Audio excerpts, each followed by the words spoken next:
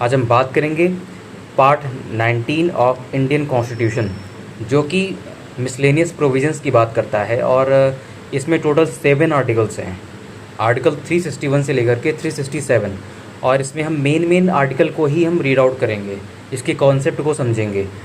तो आर्टिकल 361 क्या कहता है? आर्टिकल 361 में जो प्रेसिडेंट होते हैं, गवर्नर होते हैं या राज प्रमुख होते हैं, उनको एक ख़ास प्रकार की प्रोटेक्शन दी गई है।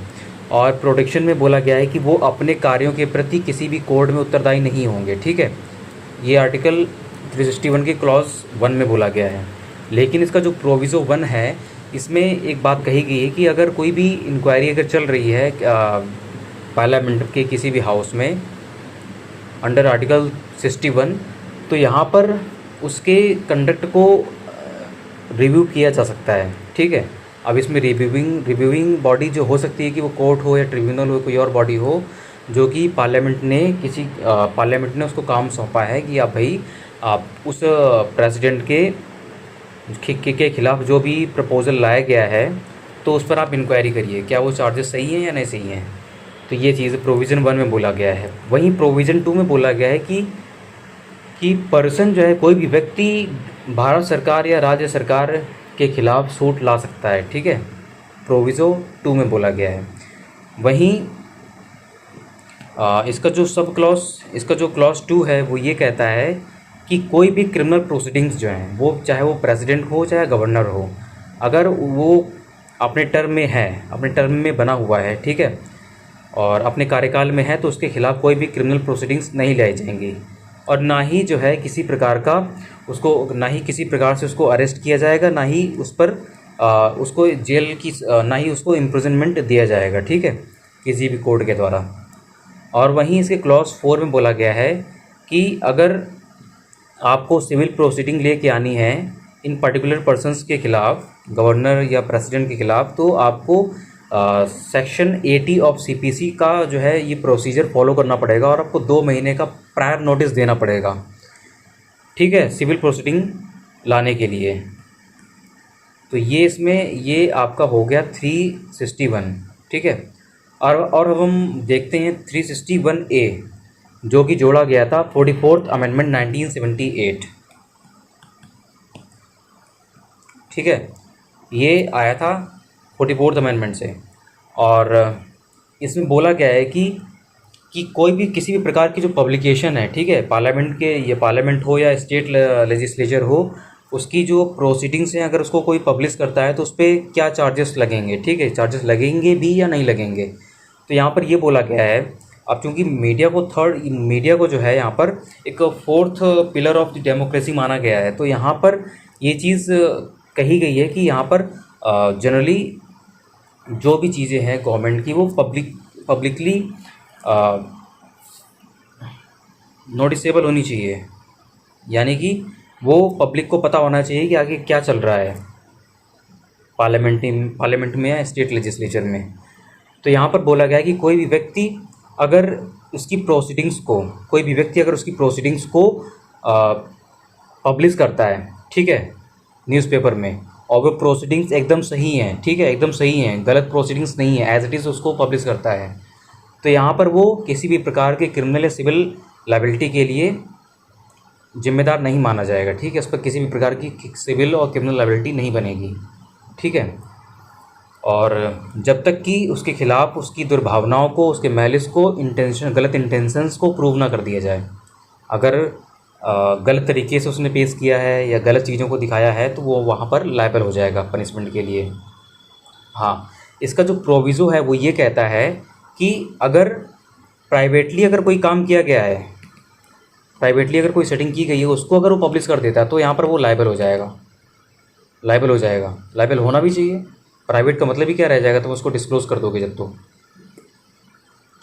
और वहीं इसका जो क्लॉज 2 है वो ये कहता है कि जो भी बात क्लॉज 1 में कही गई है, ठीक है, वो इसकी रिपोर्ट्स में लागू होती है, मैटर्स पे लागू होती है, जो कि broadcast by means of wireless Telegram. तो ये चीज़ है, यानी कि रिपोर्ट्स भी वो पब्लिश कर सकता है और ब्रॉडकास्ट भी कर सकता है उसको। ठीक है ना, ये चीज़ है।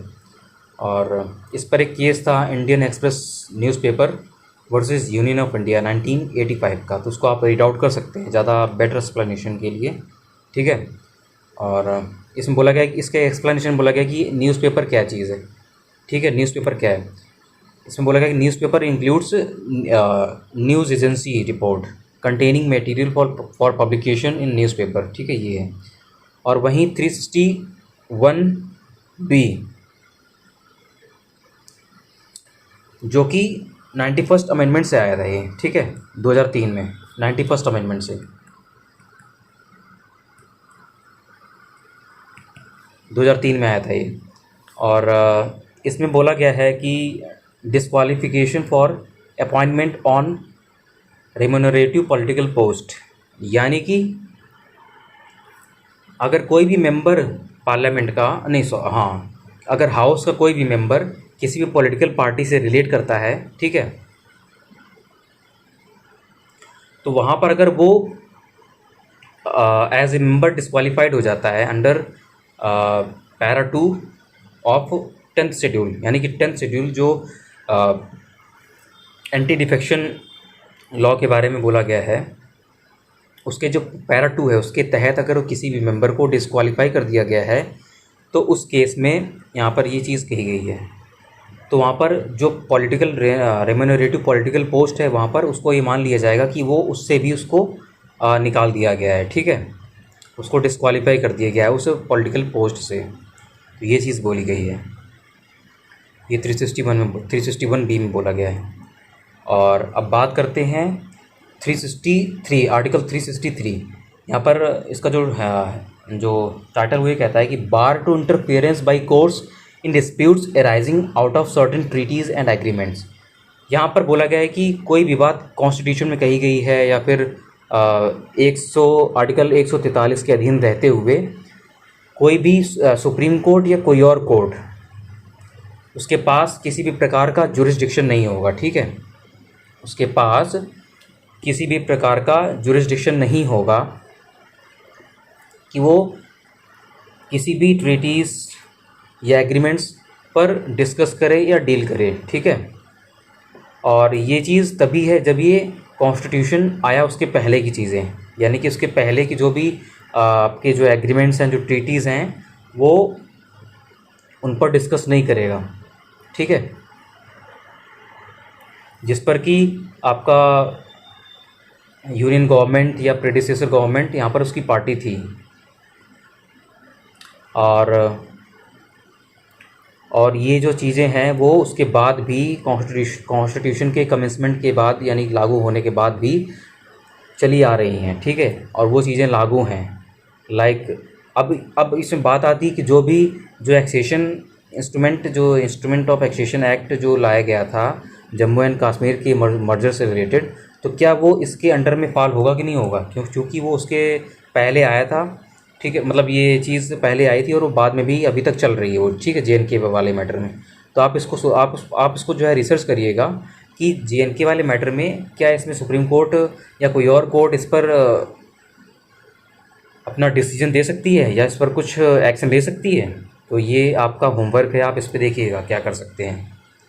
और अब बात करते हैं 365 की, जिसमें बोला गया है कि effect of failure to comply with और to give effect to directions given by union, यानी कि 365 में यूनियन कोई भी डायरेक्शन देती है किसी भी स्टेट गवर्नमेंट को, और तो वहाँ पर देती है या तो वो जो है उसको लागू नहीं कर पाती है या तो उसको प्रॉपर इफेक्ट नहीं दे पाती है यूनियन के डायरेक्शंस को। तो उसके संदर्भ में बोला गया कि उस केस में क्या होगा कि अगर वो काम नहीं होता है, तो यहाँ पर कोई भी स्टेट अगर फेल हो जाती है, ठीक है, कंप्लाई नहीं कर पाती है, तो ऐसे केस में कोई भी एग्जीक्यूटिव डायरेक्शन जो कि यूनियन के द्वारा दिया जाता है, ऐसे केस में यहाँ पर प्रेसिडेंट जो है यहाँ पर उस स्टेट में अपना रूल इस्टेब्लिश कर लेता है, यानी कि वहाँ पर प्रेसिडेंट रूल लग जाता है अंडर आर्टिकल 356, ठीक है। ये है मतलब एक वैसे भी होता है कि कॉन्स्टिट्यूशनल मशीनरी यानी कि स्टेट मशीनरी का फेल्योर होना वहाँ पर प्रेसिडेंट रूल को इस्टेब्लिश करता है। वहीं दूसरी ओर एक ये भी ग्राउंड दे रखा है 365 में कि यहाँ पर यूनियन के डायरेक्शंस को फुलफ़िल नहीं किया जा रहा है स्टेट के द्वारा। तो यहाँ पर ऐसे केसेस में भी अब वो चाहे तो हो सकता है कि कंप्लाई नहीं कर पा रही हो, जानबूझ करके नहीं कर रही हो, या फिर वो मजबूरन नहीं कर पा रही हो, तो ऐसे केस में यहाँ पर प्रेसिडेंट रूल लग जाता है यहाँ पर। ठीक है। अब यहाँ पर आप देख सकते हैं कि मणिपुर केस में भी आप इस पर नज़र डाल सकते हैं कि क्या यहाँ पर प्रेसिडेंट रूल इस्टेब्लिश नहीं होना चाहिए। तो ये भी आपका होमवर्क है, आप इस पर विचार करिएगा।